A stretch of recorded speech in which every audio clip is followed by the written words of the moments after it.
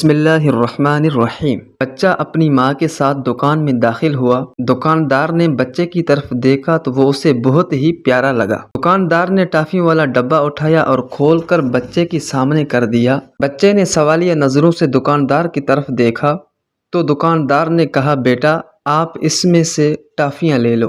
بچے نے انکار کر دیا۔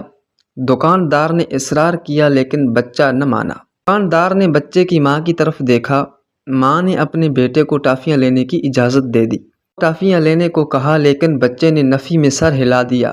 دکاندار کے ساتھ ساتھ ماں بھی حیران ہو گئی کہ بچہ ٹافیاں کیوں نہیں لے رہا۔ آخرکار دکاندار نے خود ڈبے میں سے مٹھی بھر کر ٹافیاں نکالی اور ہاتھ بچے کی طرف بڑھایا۔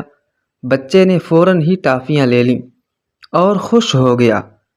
گھر آ کر ماں نے بچے سے پوچھا کہ کیا وجہ تھی کہ تم نے پہلے ٹافیاں نہیں لی، پھر جب دکاندار نے دی تو تم نے فوراً پکڑ لی۔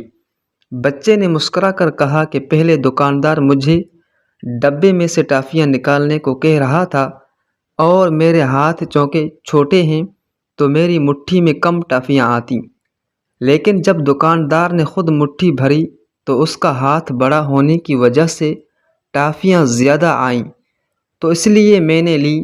ماں یہ سن کر مسکرا دی۔